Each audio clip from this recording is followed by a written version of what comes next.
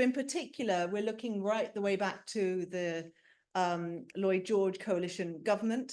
Some of you have heard of the Balfour Declaration, the 1917 Balfour Declaration that famously promised that the Palestinians living in that land would have equal rights, but it never specified political rights, which is perhaps the biggest omission and one of the reasons we've ended up where we are now. There was also Herbert Samuel, the first High Commissioner of Palestine and Transjordan, who'd been a former Liberal MP and was later to be the leader of the Liberal Party. So these are some of the very important characters that we will be introduced to. But I am no expert, much as I am a daughter of the consequences of all of this. I'm learning my own family's history. So it's a delight to welcome Dr. Peter Shambrook. Thank you so much for being here today with us. So I've got a sort of illustrious entry that I'm going to read out, and you can tell me if we've got this right. Gained his PhD in modern Middle Eastern history from the Faculty of Oriental Studies at Cambridge. His academic career has included 13 years as Programme Director for the British Arab University Association. He also held research positions at Durham University and the Centre of Lebanese Studies in Oxford. He is now an independent scholar and historical consultant to the Balfour Project. Highly recommend the Balfour Project. I do a lot of work with them in my role in Parliament. And Peter's latest book is The Policy of Deceit, Britain and Palestine, 1914 to 1939. It was met with near universal acclaim. The book argues that successive British governments have sought to hide a promise of an independent Arab state made to Sharif of Mecca. And Peter, thank you so much for being here today. Really appreciate it. Take it away. Thank you very much.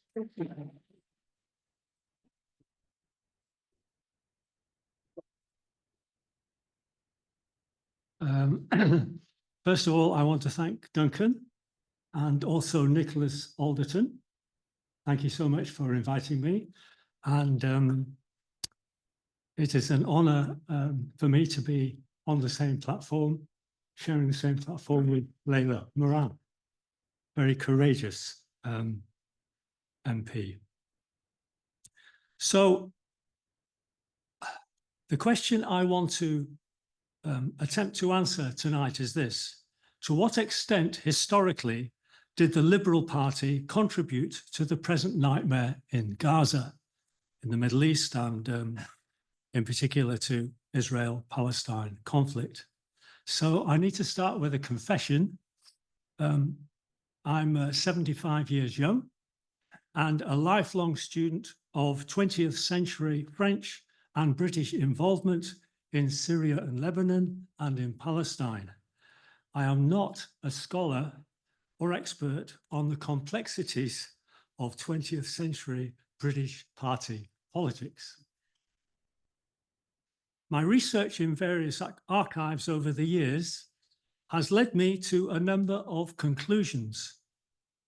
The conclusion most relevant to tonight's subject is this: the 100-year war for the control of Palestine that we are still witnessing started in London, in 10 Downing Street, not far from here, and Whitehall during the First World War. Some brief essential context. Britain's policies during the First World War can only be understood in the context of its relations with other great powers in the preceding decades, when trading territories and colonies and dividing buffer states into zones of influence was normal great power diplomacy. It had been for at least 200 years. Think of the European scramble for Africa during the 1880s, or Britain's entente cordiale with the French in 1904. That was Arthur Balfour's Conservative government, of course, essentially where the French gave us a free hand in Egypt, and we agreed not to interfere with their ongoing interest in Morocco and for Morocco. 1907, under the Liberal Campbell-Bannerman government, our agreement with Russia over zones of influence in Persia, and so on. At the beginning of the First World War, there was no unanimity among British policymakers concerning the future of Arabia or the Ottoman Empire's Arab provinces, which included the Palestine region.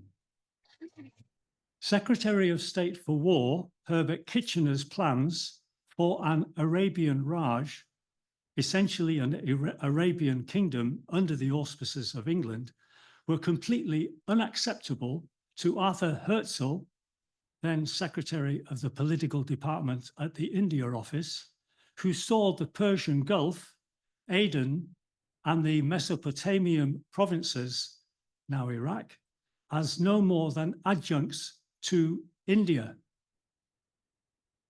The third competing view emanated from the Liberal Prime Minister, Herbert Asquith himself, Prime Minister since 1908, who became increasingly reluctant, and Foreign Minister Edward Grey more so, for the empire to take on any more territory, this for material rather than sentimental or moral reasons.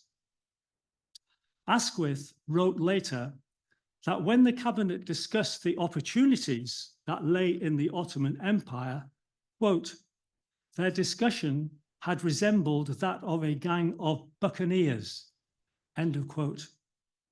But he then added, quote, if we were to leave other nations to scramble for Turkey without taking anything ourselves, we should not be doing our duty, end of quote. Can we have the map, please? Just to briefly give you an idea here, the dark area, this is the Ottoman Empire in 1914. The dark area is the area of extent of the Ottoman Empire in 1914. So just to remind you, you've got Cairo here and the Suez Canal, and you've got Mecca down here. The Sharif of Mecca was down here, 800 miles from Cairo, and basically this Arab minority within the Ottoman Empire was all this region here, more or less up to the Turkish border, and then around and across and down. And this is now part of Iraq, the sort of western part of Iraq. So this was the Arab area extent of the Ottoman Empire during 1914, at the beginning of the war. And Egypt, of course, occupied by the British, still nominally part of the Ottoman Empire, but in fact run since 1882 by a series of British proconsuls. So during the First World War, as is well known, the British made a series of promises to their allies and potential allies. We first promised the Ottoman Palestine region to the French in early 1915, and then to the Arabs in the person of Sharif Hussein of Mecca in October 1915. In 1916, we agreed with the French, the Sykes-Picot Agreement, we all know it, that Palestine would be, post-war, initially governed by a kind of Anglo-French condominium. And then 2 years later, in November 1917, we promised the same region of Palestine to the global Jewish community. All these promises were motivated primarily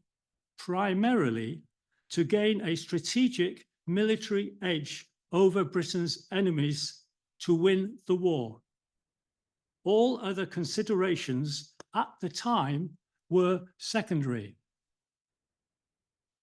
At the beginning of the war, the Asquith cabinet, with the exception of Sir Herbert Samuel, then president of the local government board, cabinet position, had little inclination to promote Arab nationalism and no particular desire to promote Jewish nationalism. If the war had been won or lost by the spring of 1915, there would have been no negotiations or promise to the Arabs, the Sharif of Mecca, over Palestine, and a declaration in 1917 in favor of a national home for the Jews in Palestine, distinctly uncertain. After the war, for our own imperial reasons, we reneged on our promise to the Arabs concerning Palestine and fulfilled our promise to the Zionist organization. Successive post-World War I British governments then provided in Palestine and for Palestine the political, diplomatic, and military shield of bayonets throughout most, but not all, of the mandate period, essentially 1922 to 1948. And this enabled the Zionist dream of a Jewish state with a Jewish majority to become a reality. Next slide, please. It was during 1915, with Edward Grey as the long-serving Liberal Foreign Secretary, that the government promised, via Sir Henry McMahon, our High Commissioner in Cairo, on the right there, an extensive independent Arab state, including Palestine, to Sharif Hussein of Mecca, on the left here, if he, the Sharif, would lead a revolt against the Ottomans, commit treason and lead a revolt. At the time, British government officials had no expectation whatsoever that the promise to the Sharif would ever need to be honoured. Grey himself described it as, quote, a castle in the air. Next slide, please. You know who? And Sir Herbert Samuel. In June 1916, the Sharif kept his promise and raised a revolt.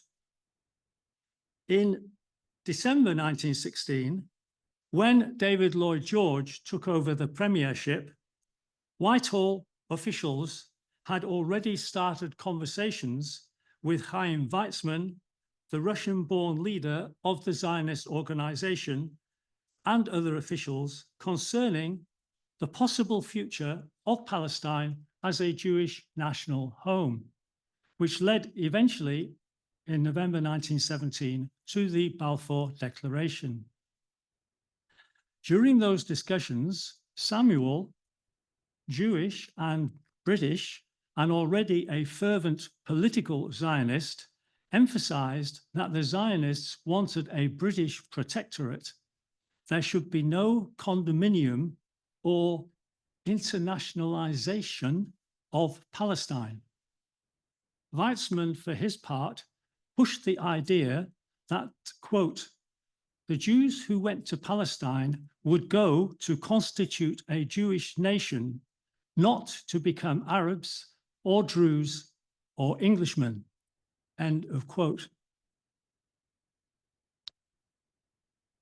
Although officially the Balfour Declaration carried the signature of one man, its genesis involved scores of other individuals, including Herbert Samuel, Chaim Weizmann, Louis Brandeis, Lord Milner, General Jan Smuts, Leo Amory, and William Ormsby Gore.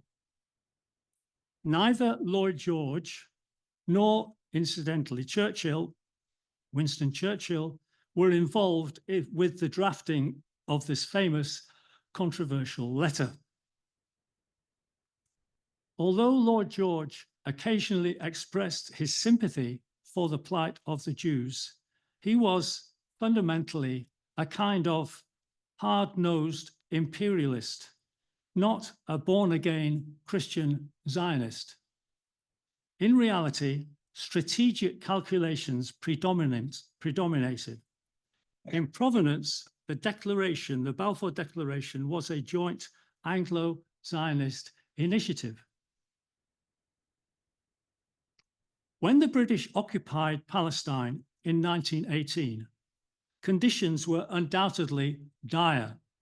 Starvation, disease, and privation prevailed. The region was to remain under British military rule from 1918 until July 1920, when Sir Herbert Samuel took over as the first civilian administrator. The region at the time could not, by any stretch of the imagination, be described as terra nullius, as some Zionists sought to characterize it. It was populated and cultivated. Pre-1914, under the Ottomans, Palestine had a traditional, very traditional set or system of government. There were taxes, newspapers, some schools, a system of land registration, political parties, a judicial system, hospitals, and a railway. Roughly one-fifth the size of England, around 10,000 square miles. It contained a population, in rough figures, of 675,000 Arabs, mostly Muslim, 50,000 indigenous Arabic-speaking Jews, and some 15,000 Jewish settlers, mostly Russian and Polish, who had arrived since the 1880s. We British sometimes forget, or perhaps many of us have never learnt, that political Zionism in Europe did not emerge out of a vacuum at the end of the 19th century.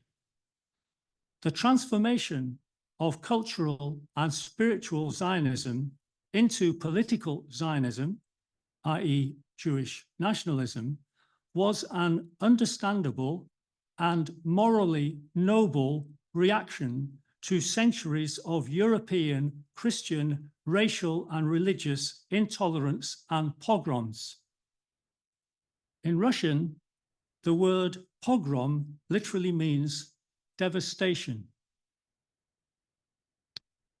So back to Palestine in 1918. Land ownership, Arabs 98%, Jewish land ownership 2%. The official public choice of Samuel in 1920 by Lloyd George, who was clearly the arch Zionist among Britain's interwar prime ministers, prime minister from 1916, December 1916 to October 1922. The choice of Samuel, his choice of Samuel, was in itself indicative of British intentions. In fact, what is little known in the historiography in the story is that immediately after the armistice in December 1918 and before the Paris Peace Conference of the beginning of 1919, Lord George called in Weizmann and Samuel to 10 Downing Street. And he offered, at that meeting, at that interview, he offered the governorship of Palestine to Samuel. Forward planning. So the Paris Peace Conference, January 1919, a couple of months after the armistice, the big three, Woodrow Wilson, Lloyd George, and Georges Clemenceau, attempting to, in a phrase, reshape the world. For Clemenceau, the elderly intellectual French premier, the settlement with Germany was his top priority. France wanted revenge and compensation, but above all, it wanted security. Wilson, aloof and scholarly, self-righteous and Bible quoting, arrived from Washington with his vision of a League of Nations that would stabilize the New World and stabilize the New World Order, create a New World Order, and prevent future wars. Wilson arrived, said Lloyd George, like a missionary to rescue the heathen Europeans. Later, when asked how he thought he had done in Paris, Lloyd George replied, quote, "Not badly, considering I was seated between Jesus Christ and Napoleon."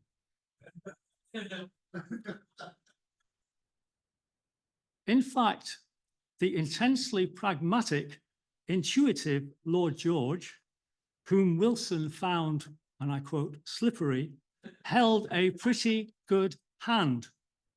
Britain already had some of what it wanted, with the German fleet and the major German colonies safely in its hands, and its troops, British Empire troops, in control of most former Ottoman territories in the Middle East, including Egypt, annexed in 1914, Mesopotamia, Syria, and Palestine.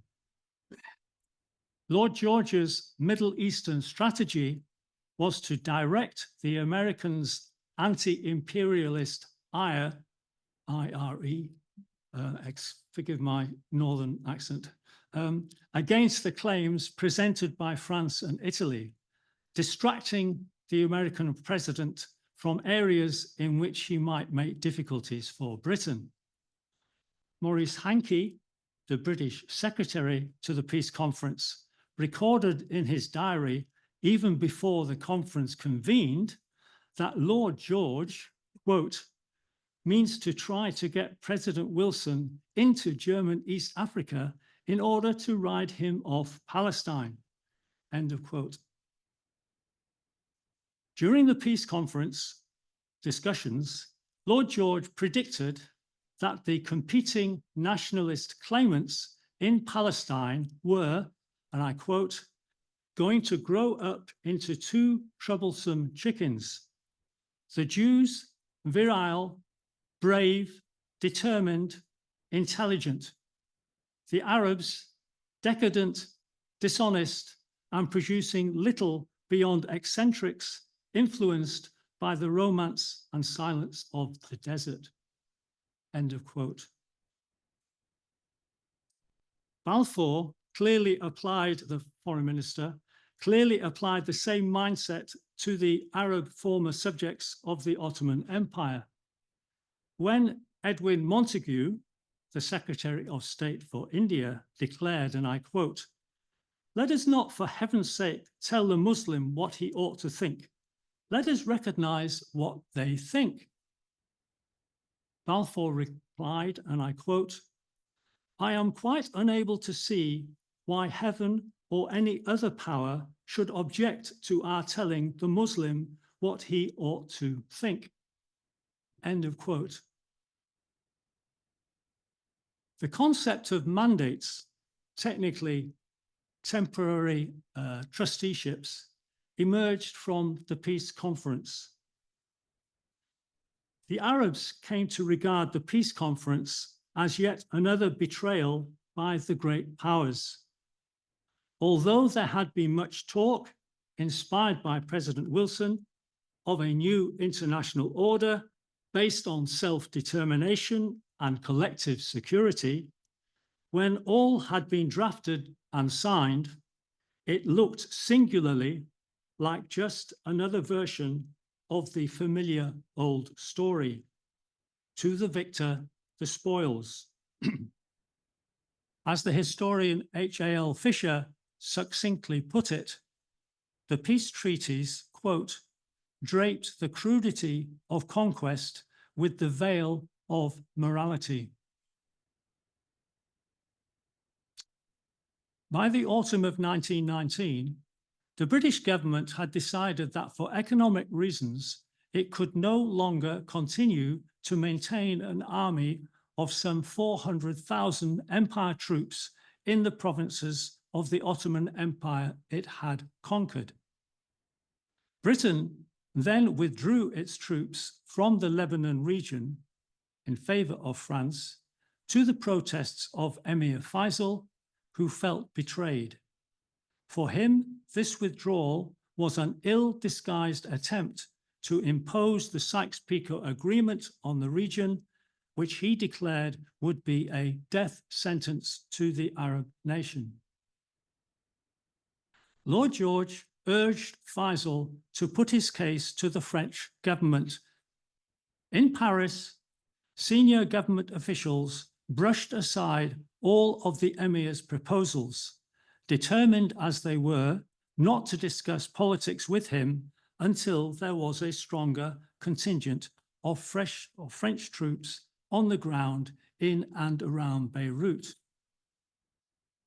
Faisal left Paris in early January 1920 and returned to Syria, to Damascus.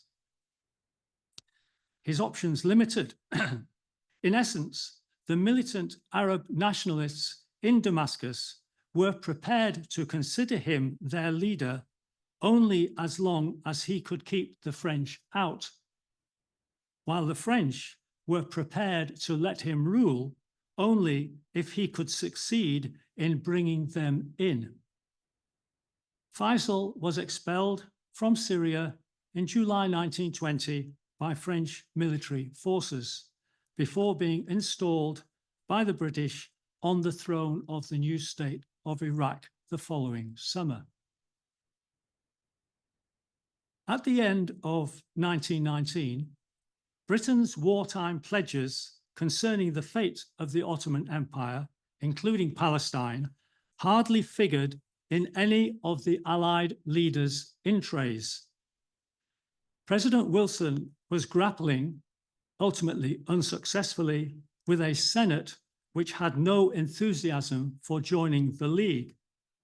Having suffered a severe stroke that October, he would die in February 1924.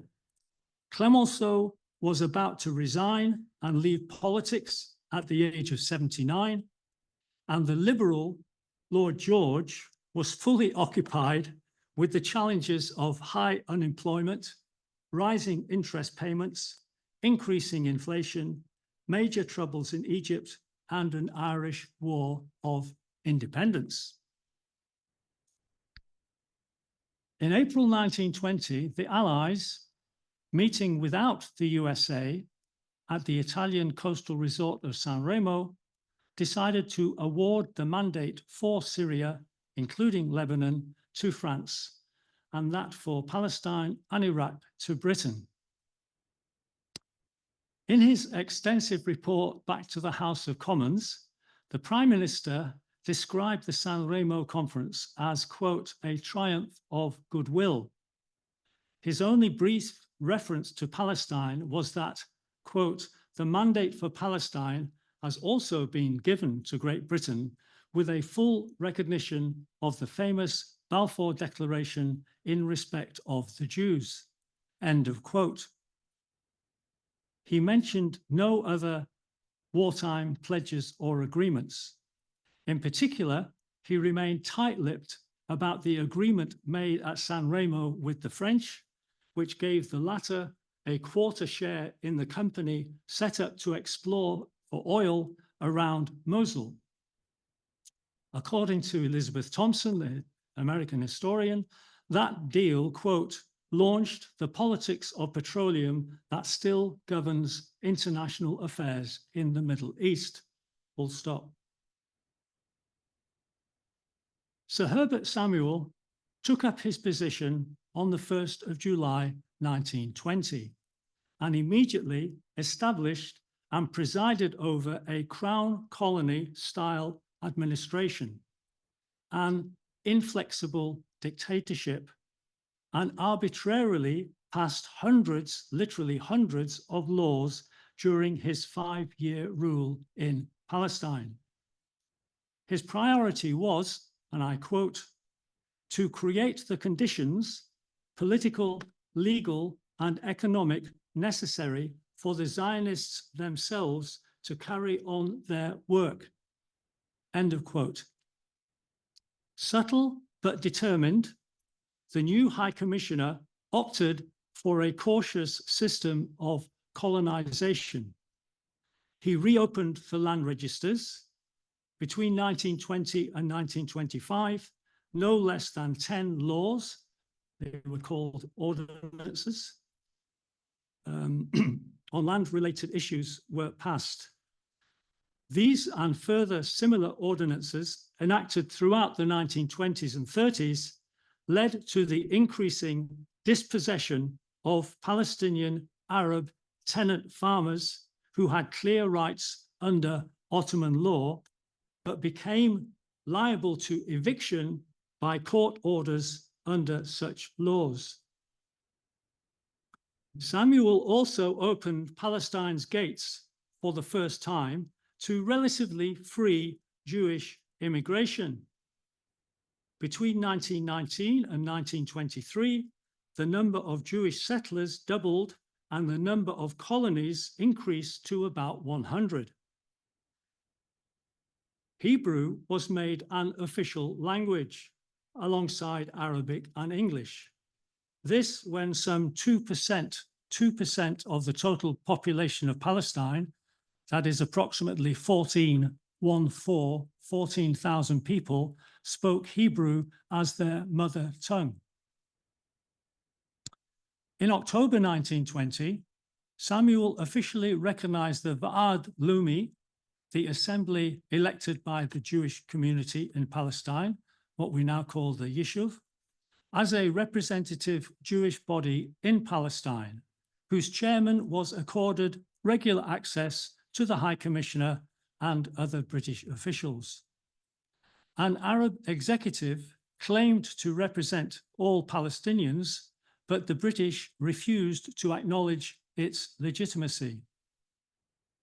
All this when the Jewish minority, some 10% of the population, and still mostly traditional, religious, and Arabic speaking, owned a mere 2% of the land of Palestine.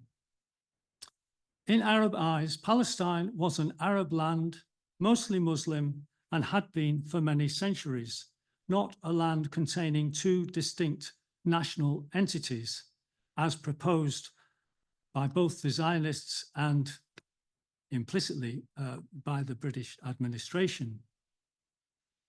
This deliberate policy of non-recognition of the majority's political legitimacy and subsequent constitutional paralysis was a significant factor in the outbreak of the Arab Revolt in 1936.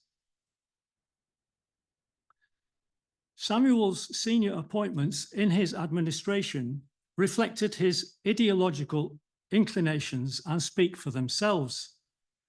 The legal department was headed by the cerebral, highly intelligent English Zionist Norman Bentwich, a nephew by marriage to the High Commissioner, who doubled the roles of Attorney General and legal advisor to the government. Bentwich kept the Zionist organization fully informed of new laws while they were being drafted. The immigration department was headed by Albert Hyamson, a British Jew, and the equally important lands department by Albert Abramson, a Christian but of Jewish origin. Even the Secretariat, with a capital S, was headed by a passionate Christian Zionist, Wyndham Deeds. Such appointments did not go unnoticed by Arab Palestinians, who began to regard the Palestinian government, or the Palestine government, as, quotes, Zionists in British uniforms.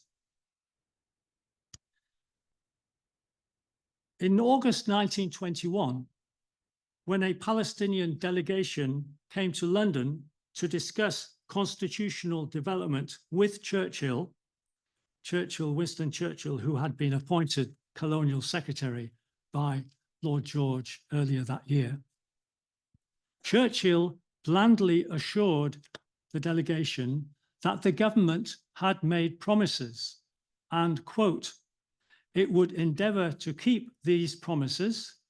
The government would carry out the Balfour Declaration, which contains safeguards for the Muslims, just as it contains clauses satisfactory to the Jews.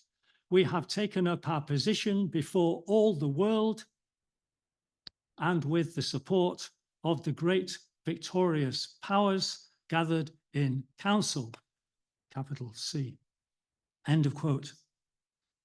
The Palestinian delegation were powerless. The liberator had spoken. Churchill, later, the following year, 1922, declared in the House of Commons, 1, Palestine was not promised to the Arabs during the war, and 2, the government would foster a measure of self-government in Palestine. Palestine was promised, self-government would be encouraged. Both these statements were misleading. They were lies, L-I-E-S, okay? And he knew it, he knew it. An example of what I call empire speak. For his part, Chaim Weizmann considered the Palestinian delegation to be, and I quote, political blackmailers and trash, end of quote. A harsh and inaccurate judgment. Please.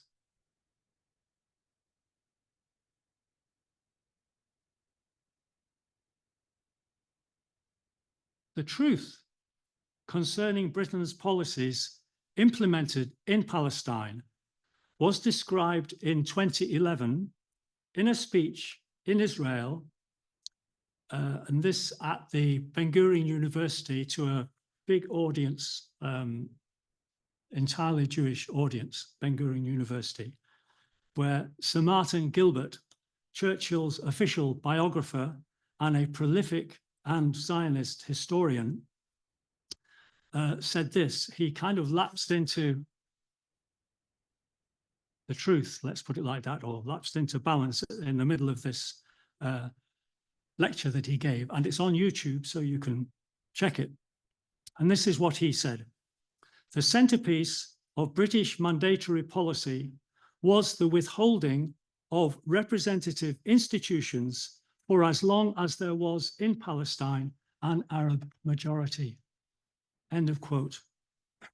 This sentence, in my view, is the key to understanding all the other policies that Britain used to govern Palestine up to 1948 when we left.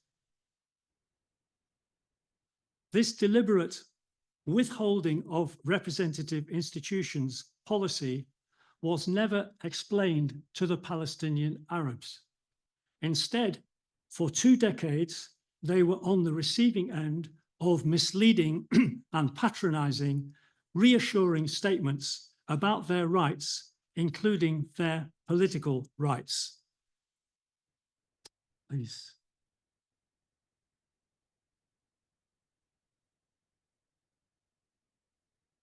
June 3rd, 1921, a year after Samuel had arrived in Palestine. This is part of the speech by the High Commissioner to Palestinians on the 3rd of June. It's the King's birthday, actually. Quote, the Jewish national home in Palestine would be founded within the limits which are fixed by the numbers and interests of the present population. The British government cared for justice above all things.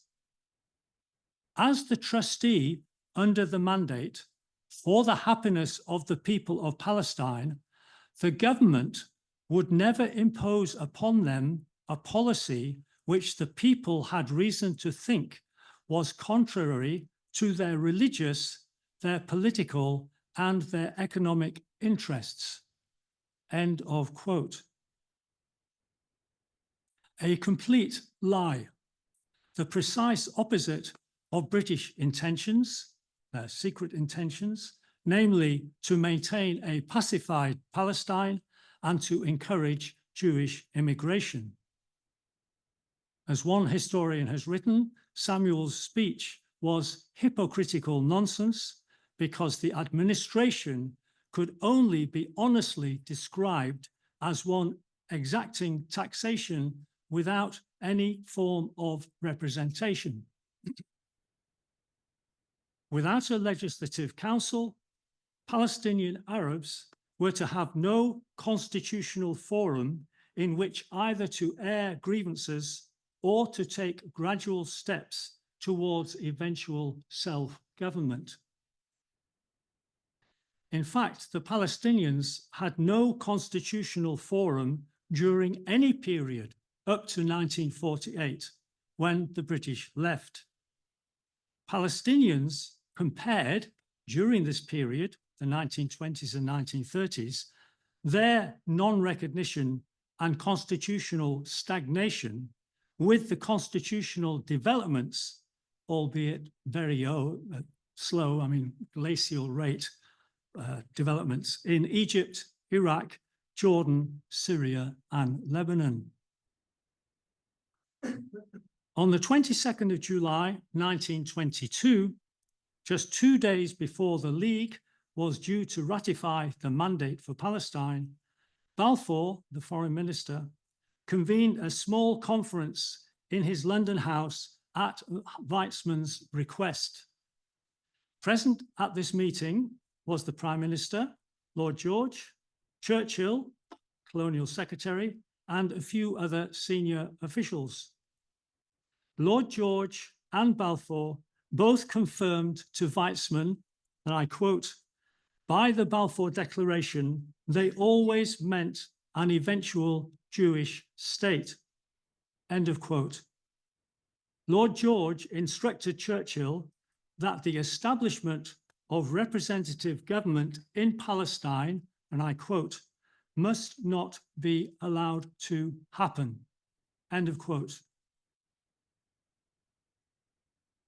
The British Mandate document, ratified by the League of Nations 2 days later, 24th of July 1922, contained a fundamental contradiction in that it advocated both the establishment of a Jewish national home and at the same time instructed the mandatory power, Britain, to prepare Palestine for self-government. The ratification of the mandate came at a critical moment for the Zionists.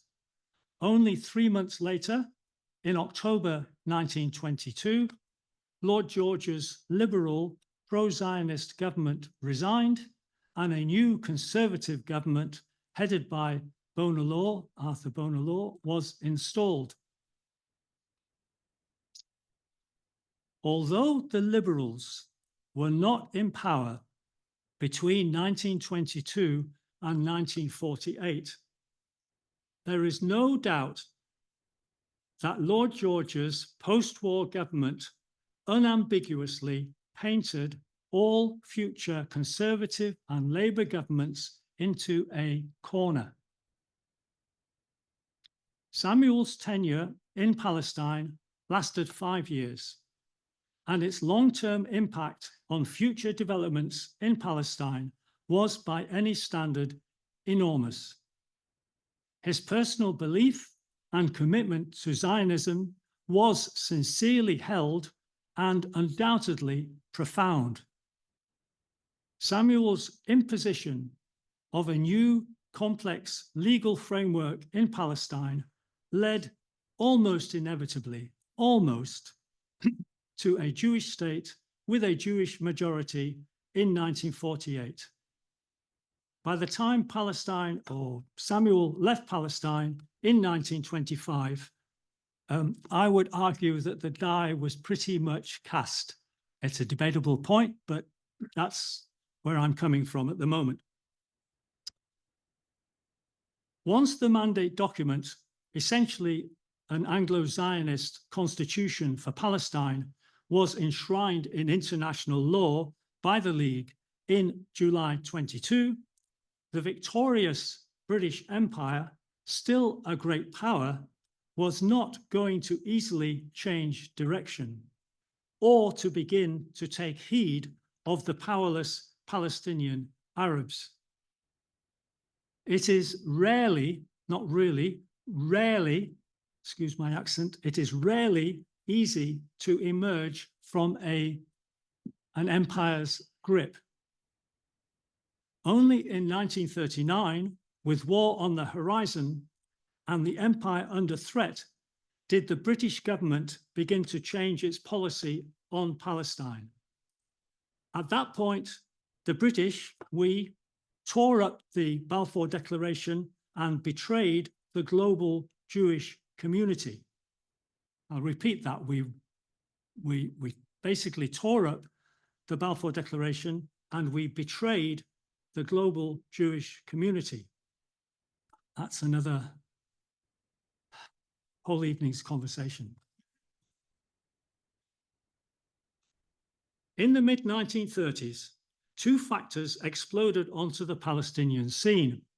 One, the tremendous increase of Jewish immigrants into Palestine who were fleeing Nazi persecution, which fundamentally changed the demographic balance between the Jewish and Arab communities.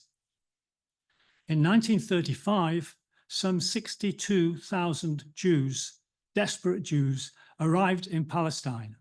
More Jews arrived in Palestine in 1935 than the total number of Jews living in Palestine during the First World War.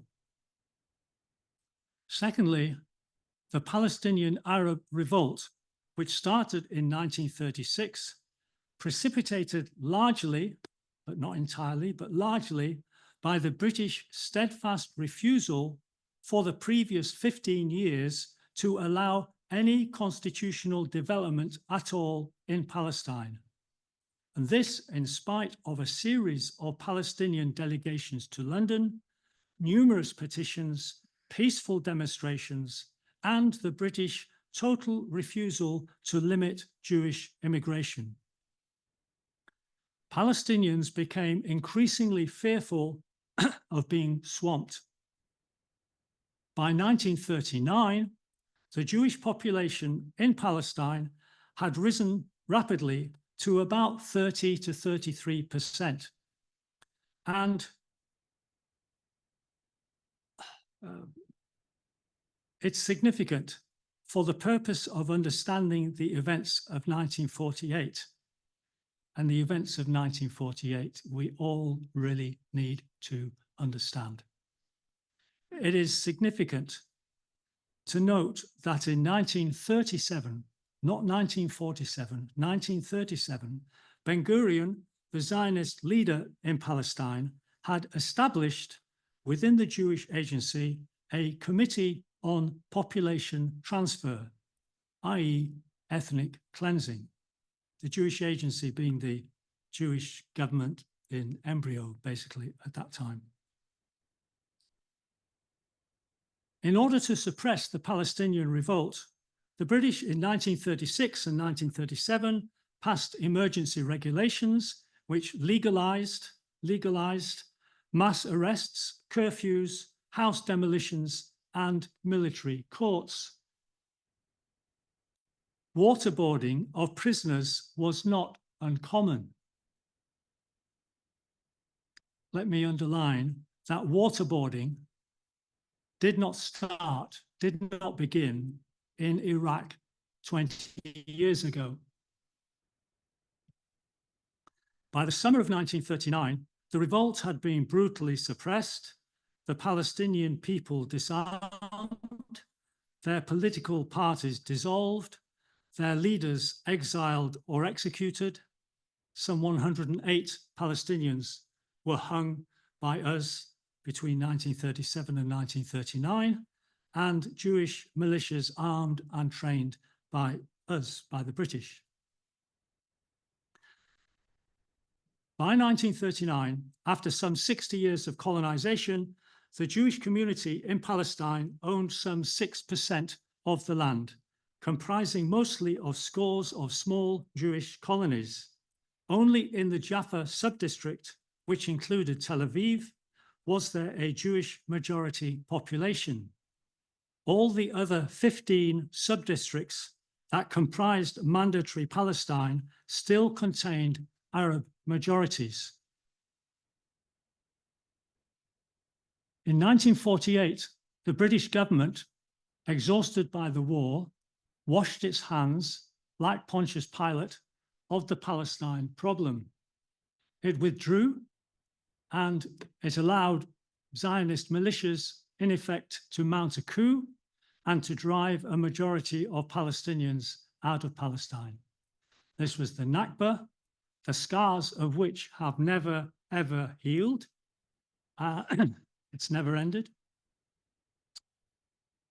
In 1948, the indigenous Palestinian Arabs still constituted a solid majority, some 68% of the population, and still owned 93% of the land of mandatory Palestine. The Jewish community, some now 32% of the population, and largely urban, owned some 7% of Palestine. In 1948, Ben-Gurion's Zionist militias created the state, established the state of Israel on 78% of Palestine. Since 1920, no British government has acknowledged its one-sided, often deceitful mandate policies, which led inevitably to the destruction of Palestinian society in 1948 and to the conflict ever since. No British government has ever expressed one iota of responsibility for what happened in 1948.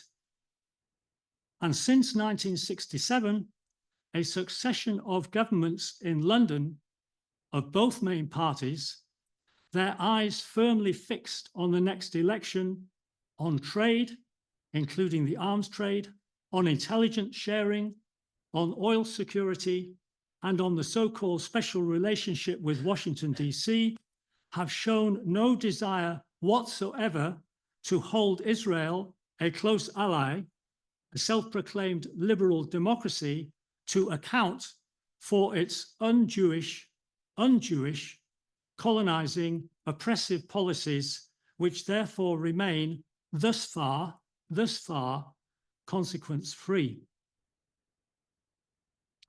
The current nightmare in Gaza and the West Bank is a direct legacy of Britain's mandate period policies, initially and very firmly established and consolidated by Lloyd George's Liberal government.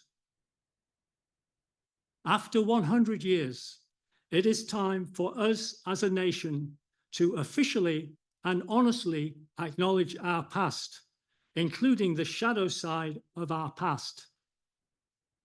Acknowledgement, accountability, acceptance, essential stepping stones towards some sort of pragmatic justice and peace. My book is an attempt to put the record straight concerning Britain's role in Palestine. Just to conclude, eventually there will have to be meaningful negotiations towards a resolution of this brutal, seemingly intractable 100-year war. That would take international statesmanship, of which at present there is no sign whatsoever. The negotiations would also require the inclusion of all parties. Israeli society has been traumatized since last October. Palestinian society has been traumatized for decades. This is not a conflict between two equal sides, but between an extremely powerful colonizing government and a subjugated people, an aborted nation, aborted in 1948, who have almost no military, economic, or diplomatic power or influence, but who refuse to surrender and who refuse to be erased from history. Today, hundreds of thousands of Palestinians are in danger of being literally erased. And we, the British, our government, is doing almost nothing to prevent it. Words, not actions. Words, not yet action. Shame on us. Thank you.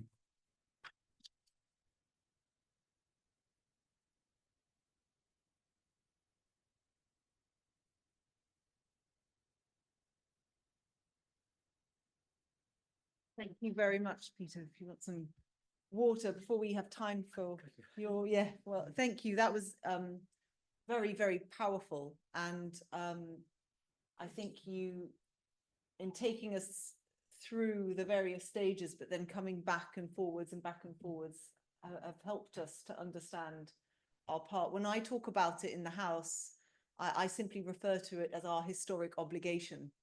And I thank you for really putting some meat on that particular bone. I wish David Lammy and the new Minister for the Middle East, Hamish Faulkner, could listen to this. Maybe we'll suggest that they read your book.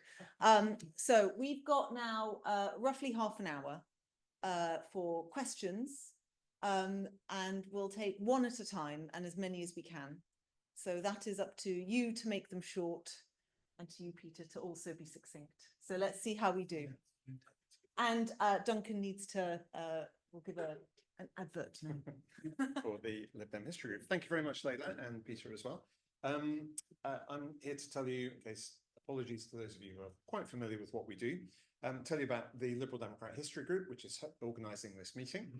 We were founded when this party was established in 1988 to promote the research and discussion of historical topics relevant to the party and its predecessor, the Liberal Party and the SDP. And we do this in four main ways.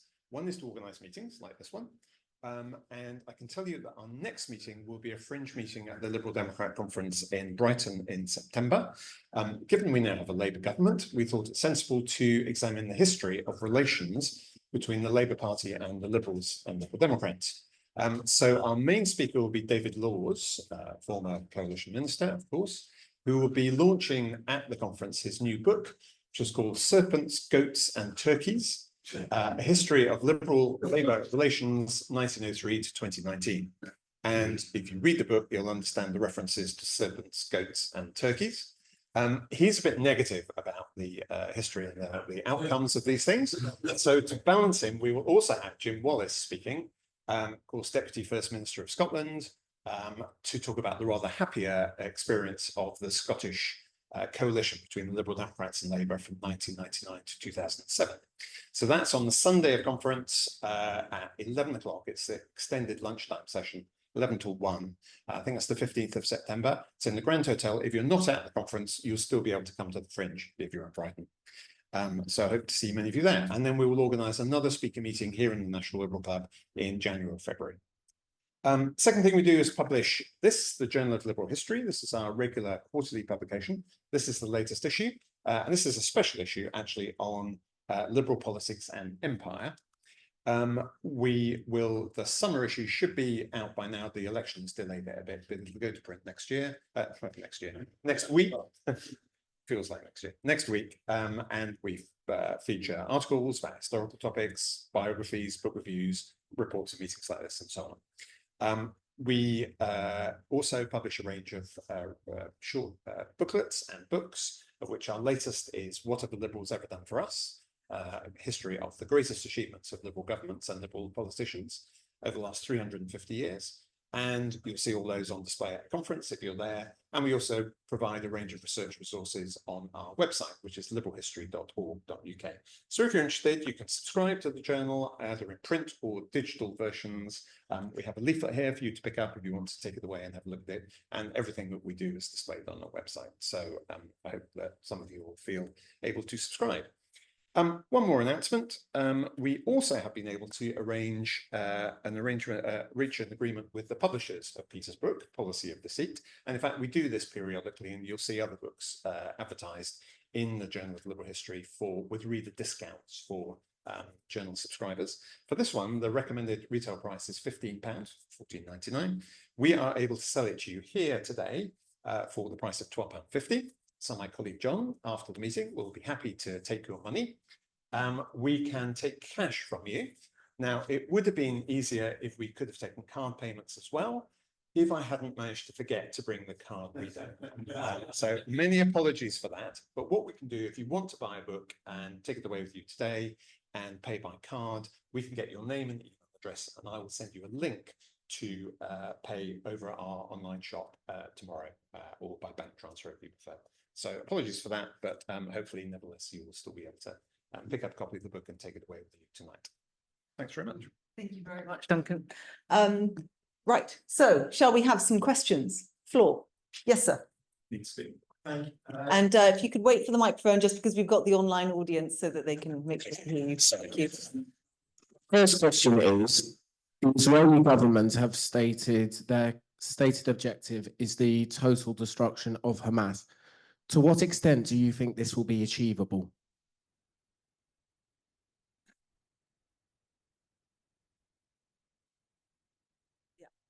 Here, why don't I put this over here and then stay where you are. There we are. I don't think it is achievable. It is not achievable. Hamas is not only a terrorist organization, as the British government calls it. It has a military wing, it has a political wing. The military wing on October the 7th used terrorist methods, but it has a political wing, and my understanding is that it's relatively popular throughout the whole of Palestine, or among the Palestinians between the river and the sea. And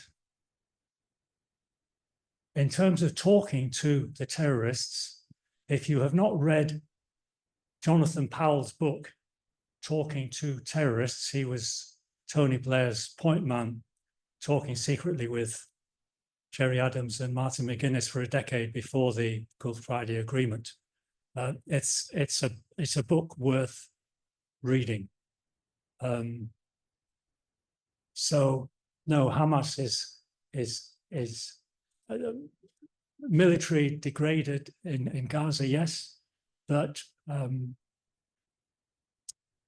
if there are no negotiations for 5 or 10 or 15 years, whenever there are negotiations to end this incredible, intractable thing, I would put my bets on there being Hamas representatives, or a representative, or somebody who may not be called a Hamas representative, taking part in the negotiations for a pragmatic solution to this. It's that's where I am at the moment. Thank you. Here at the front. Okay. 1 second, wait for the microphone. Around. Yeah, sorry. I should, yeah, maybe I should. I'll do it in sections next time. Yeah. One of the reasons why the problem seems to be intractable is because the people in this modern state of Israel can't agree on their history. A lot of the history they believe is self-serving from whatever point of view they have. What I personally want to know is the objective truth about what happened historically, because it seems like everyone has got an agenda one way or another. What is the best way of forming a judgment in terms of the quality of the history that is available? Thank you so much for these easy questions.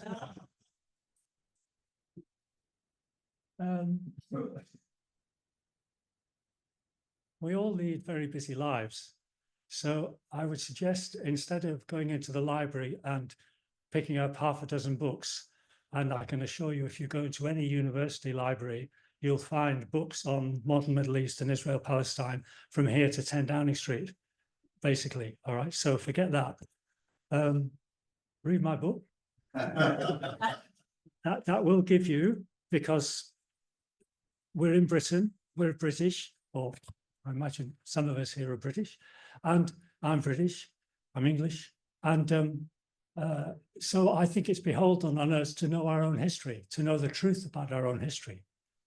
And that's why I went into the archives 8-9 years ago again, to try and unearth the mysteries of what we actually planned to do and what the decisions we took and why we took them during the First World War regarding Palestine. So when you've let me just say this. I ended up in the archives looking at the Colonial Office, Foreign Office and Cabinet Office secret documents of this 20-year period. I ended up with 10,000 photos of documents. Okay?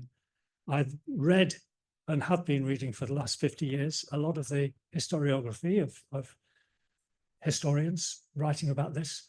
And I then went to the online Hansard records. And I ended up with 1.43 million words. So I went through, it's all online, I went through every single day of parliamentary debates and questions concerning Palestine from June 1916, every single day of parliamentary House of Lords, House of Commons, through to December 1939, beginning of the Second World War. And so I had in one hand what they were saying secretly, intentions, priorities, recommendations to 10 Downing Street, how to answer questions that would come up in Parliament. And I had what they were saying publicly in all the debates, And eventually, for the first year or two, I was completely confused, increasingly confused. But eventually the game plan began to fall into place. So I could mention a few other historians that I would recommend, but let's have a chat afterwards, because basically what you find is that the vast majority, well, all historians have some sort of agenda. It's just natural. We have our backgrounds, we have our stories, we have what our parents tell us, etc., etc. But the thing about historiography of Israel-Palestine, because the war is still going on, especially, there are some very, very distinguished historians who have cleverly concealed their agenda and appear to be very balanced, and they're not balanced. So go to YouTube, that's the other thing. Okay? Listen to debates, YouTube debates, and figure out for yourself. It's taken me about 50 years to come to some decisions about people. So, and if I might add, Jeff, I mean, on the history of this, which is very important, if the idea is to interrogate the history of one versus the history of the other and come to sort of judgment as to who is right, I would say to you at this point, the history that is taught from mother to child and on and on and on, there are two parallel histories. And I would urge you to actually think about this conflict in its modern form, not as there is one version with a definitive textbook, but rather there is the Palestinian history and the history that I'm taught by my mother and grandmother and et cetera, and then for someone exactly my age who is Israeli, an almost entirely diametrically opposite history. And the reason in part why we are where we are is because there is no reconciliation of that history at all. It is taught in the negative. One is black, one is white, one is, and you know, the Independence Day for Israel is the same day that we mourn. You know, it is entirely diametrically opposite. There is no, you know, cool-headed way of coming to a correct judgment, which is the one true truth. I would argue that both histories are right for the people who are living those histories, but we have a choice about accepting that in order to go to one shared future, which is what I try and argue. So I hope that's helpful. And it's very different to how we teach history and how we understand our own history in this country. Who's next? At the back. There's two at the back. So we'll keep you over there for a while, shall we? You can pick. Can I ask about the American connection during the First World War? You said a little about the American connection and you referred to Christian Zionism, and I wasn't aware that that was a factor in it. my understanding had been that the influence of a number of Jewish Americans who were connected with Frankfurter Brandeis in particular, was considered by the British to be important in terms of bringing America into the war, and that keeping them on board was part of the factor that led to the Balfour Declaration. Is that correct? Was there a Christian Zionist element either in Woodrow Wilson's head or in people around him, as well as the factor of important New York and Massachusetts Jewish Americans in the factors which the British government was considering? Another easy question.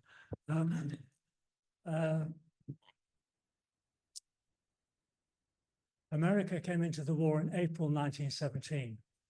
The Balfour Declaration was the 2nd of November 1917. The British, the sort of archival records show that during that whole period, the British had their eye on the various influential groups within the American body politique. And certainly the British government realized that the Jewish community, although it was much less powerful then than it is tonight and today, still was a considerable factor in Jewish American policy.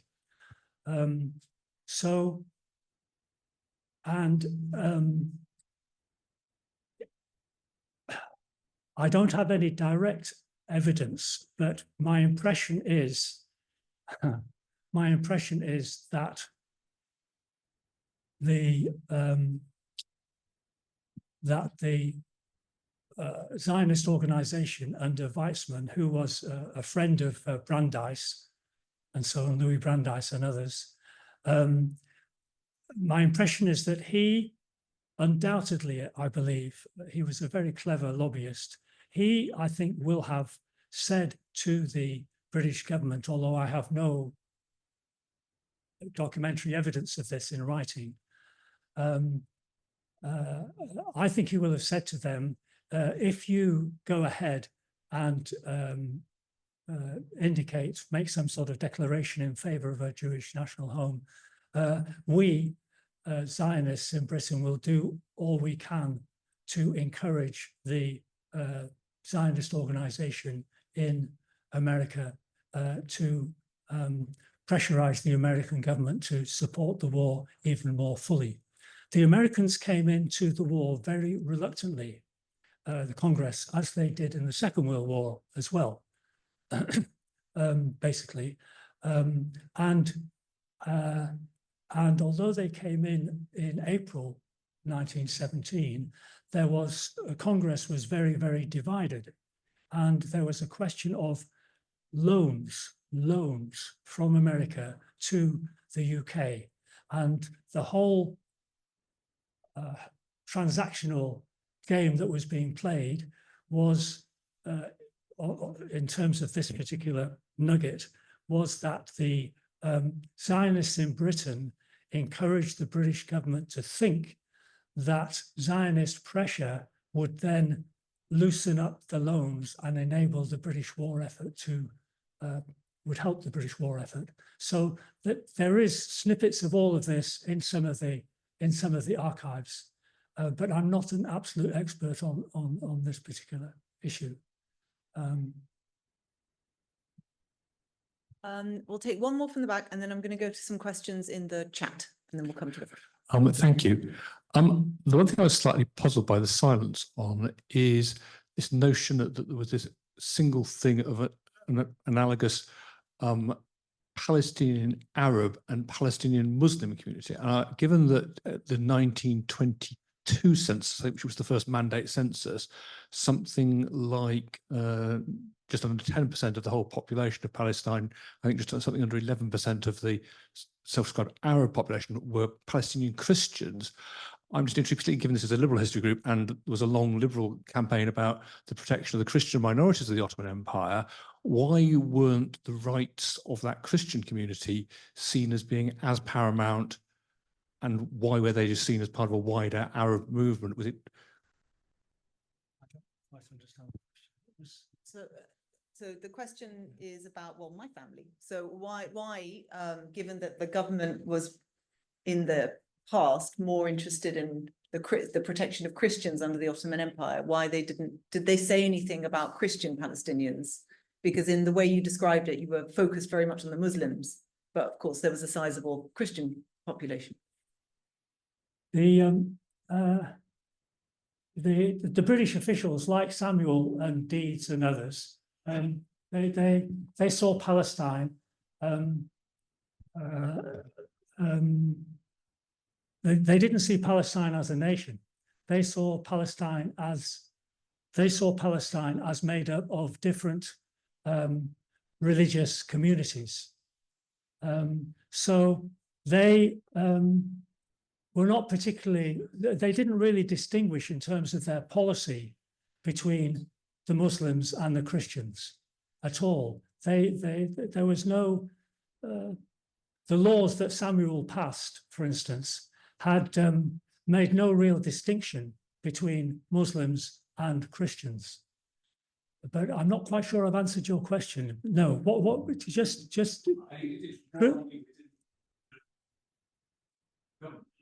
Given its long history of protecting Christian minorities in the Ottoman Empire, why didn't it remain an issue? Why did it disappear from the agenda? Because Lord George told Samuel there should be no constitutional development whatsoever, and there should be Jewish immigration should be encouraged. So there were laws passing. Quotas every year. There was a quota. The first year it was 16,500 Jews would be allowed in. So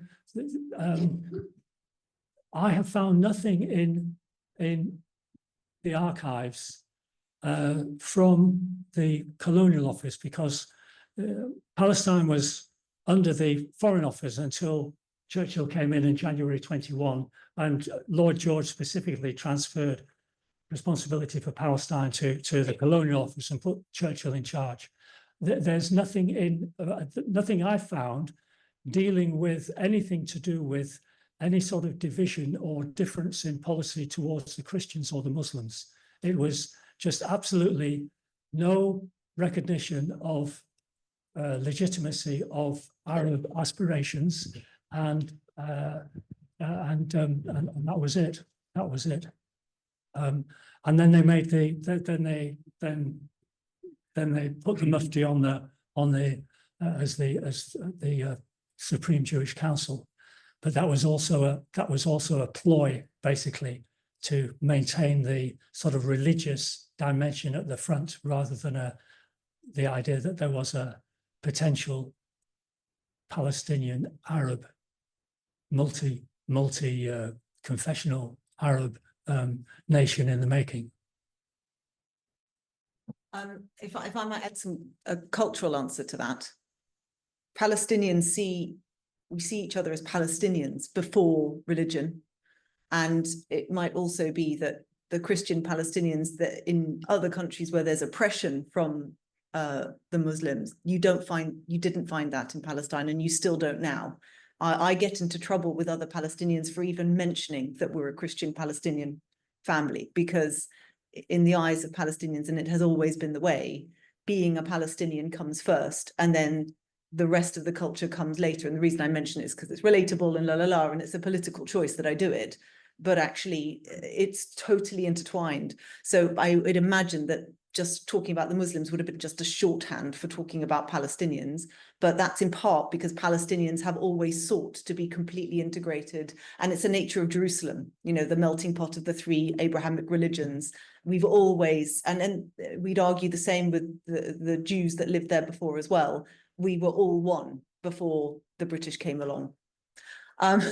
So yeah, just very quickly, the Palestinians sent a number of delegations to London to try and talk to the British unsuccessfully in 1920, 1921, 1929, 1936. And when they came to London, they included Muslim and Christian Palestinians. But in the conversations and the records of the conversations between the British and these delegations, the Christian Palestinians delegates never raised the question of, you know, I'm a Christian, why aren't you protecting me, or something like this. They were Palestinians. Yeah. Thank you. We had a question over there, and then we'll come to Vincent probably. Oh, I'm sorry, there's one online. Just let me do one online. So this is from Andy Connell. Peter, maybe you can do this sort of quick fire. Can you identify any specific point at which Lloyd George's government could have made a different but rational decision that would have changed the course of this shameful story? Yes or no? I love these simple questions. I don't think so. Lloyd George was a convinced Zionist for a whole variety of reasons. One can discuss that for a whole evening. But once the mandate document was enshrined in international law in the mandate in the League of Nations in July 1922, apart from another sort of world war or something where circumstances globally would totally change, there was no way that the oil tanker, or the tanker, oil is actually a good thing. The oil tanker had left port and it wasn't going to be turned easily. That's basically how it was. So in 1924, the Conservative government reassessed and had a whole committee looking at the Palestine policy. And then again in 1929. The Palestine policy was looked at very carefully by successive governments up to the 1936 revolt. But basically they said the disadvantages of changing policy, no matter how much the Arabs protest, would be greater than the advantages of changing policy. Thank you. Right, two last questions. So. Thank you for that. We've heard a shocking story, and you've in part answered my question, because although the duplicity was started by Lloyd George and the Liberals, there seems to have been a political consensus about it, i.e., all the parties over time were complicit in this policy, and I can't understand why it wasn't challenged from within certain parties, within the Labour Party, for example. Can you give any explanation for that? Yes, basically during the 20s and 30s, there was a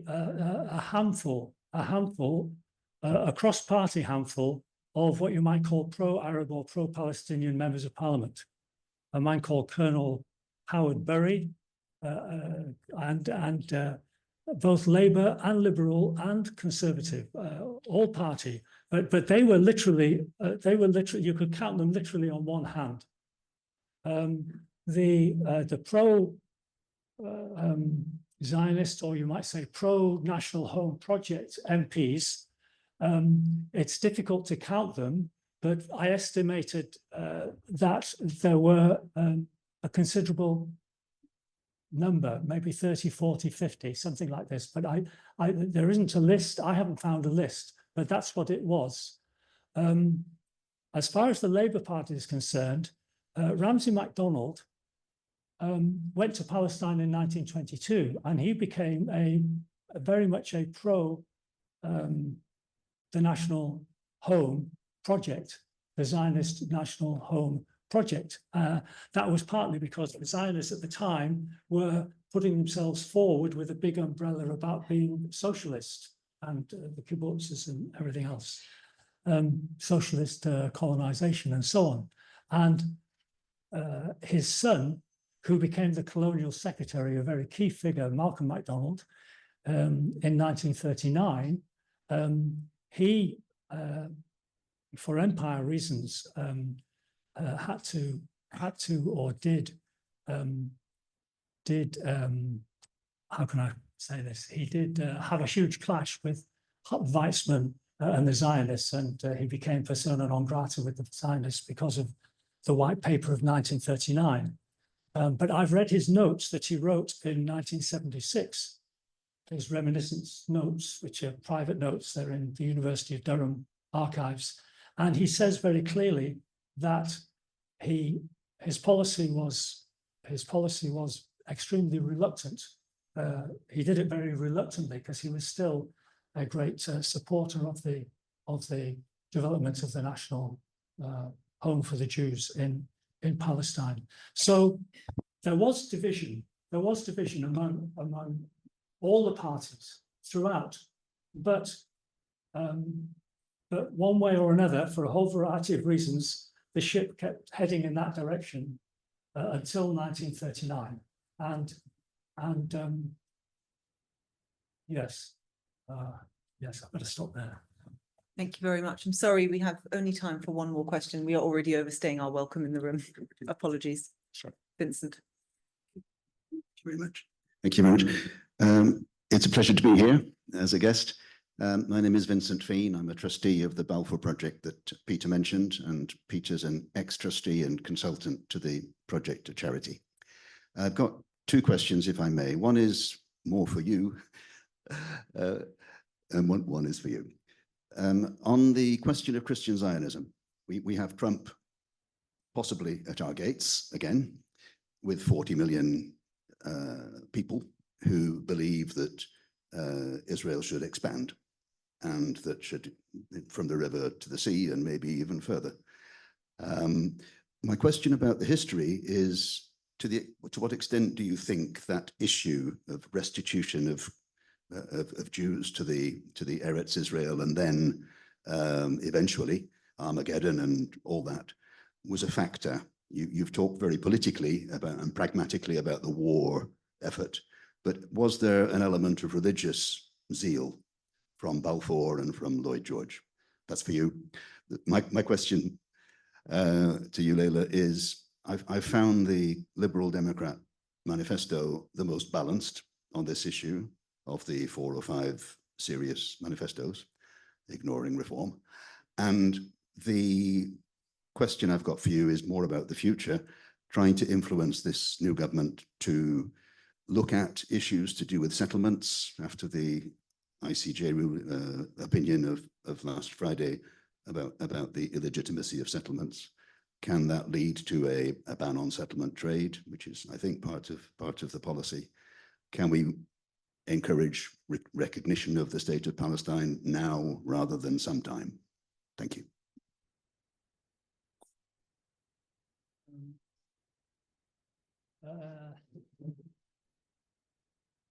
Lord George was not a sort of converted Christian Zionist.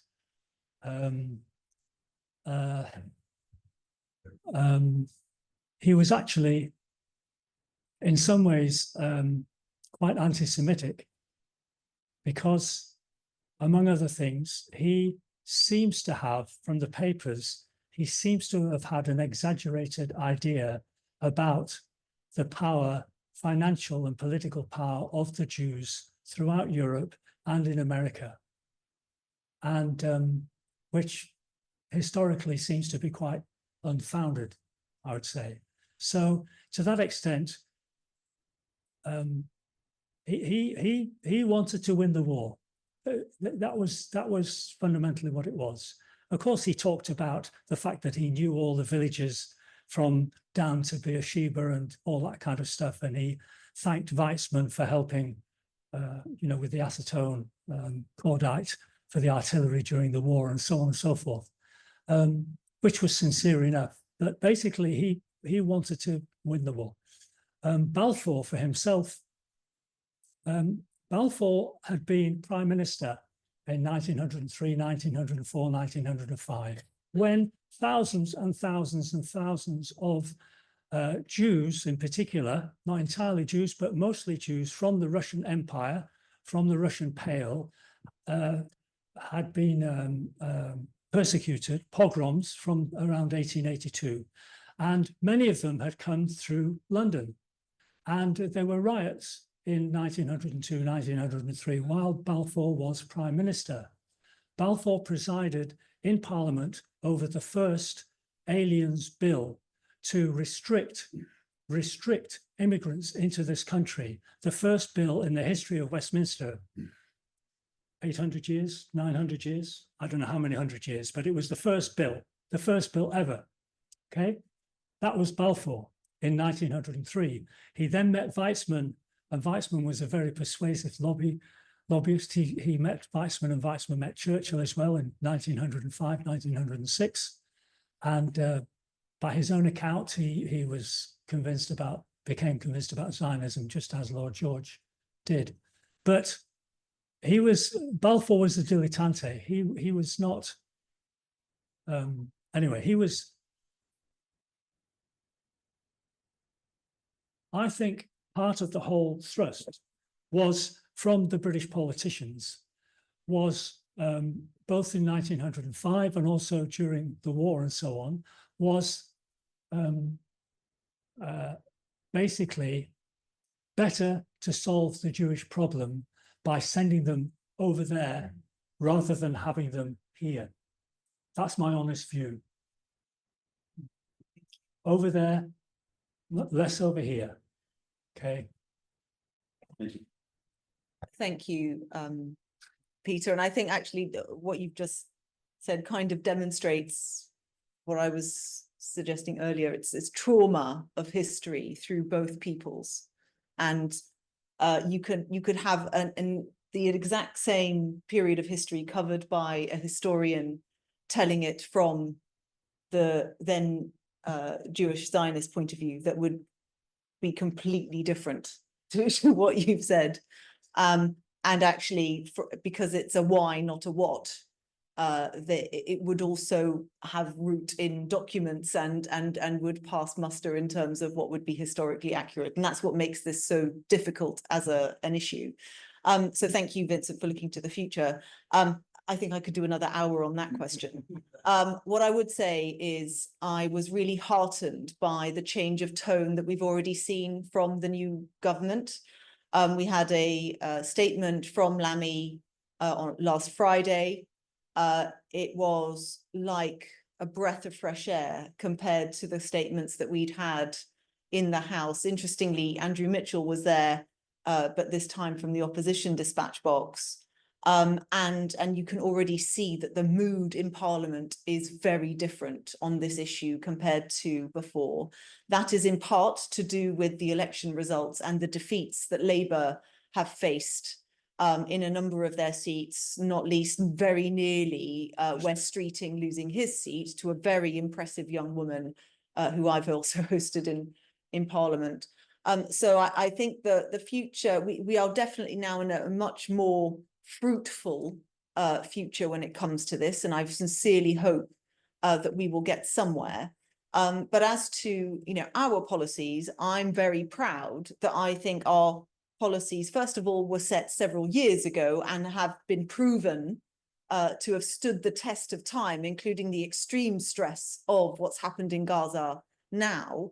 But I think the approach that we took, which is, I'm very proud to say, one that did not split our party, we kept, if they are on different sides, and I would argue they're not, but Liberal Democrat Friends of Israel and Palestine both stand on the side of the two-state solution of peace and finding a common future.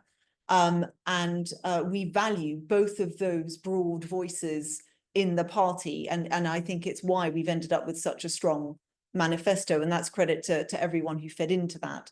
On recognition specifically, that bill that I've laid down every Parliament will go down again at the first available opportunity, but I'm delighted to say that Lindsay Northover in the Lords has secured a Lords private members bill. I think it's number 24. So that's sort of guaranteeing time and potentially a vote.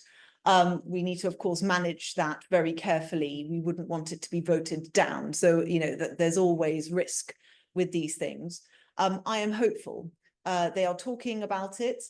If you talk about it, that provides the bedrock on which you can build something. but it's going to take quite a lot of bravery for any government, especially given 100 years of, and someone said complicity, but 100 years of, it's almost passive allowance of what has happened. They don't want to admit the part that the British government played. I think it's incredibly important that as Liberals, but as a country, we come to terms with the part that we've played in this very live, very raw conflict that is 100 years still in the making and is unresolved. And I would like to think that now that we're the third party and have the extra weight and the extra voice, that we can continue to forge that balanced path towards the future. I'm less interested in being right if being right means war. I'd rather compromise and have peace. And that's what I've always tried to impress on my colleagues. And I think as a party, that's naturally where we lie. So I'll simply end by saying a massive thank you to you, Peter, for a tour de force. We could have been here for hours, and I'm sure there's many who will now rush out and either give their money or indeed ask for links. But thank you so much for your work. Can we give Peter a massive round of applause?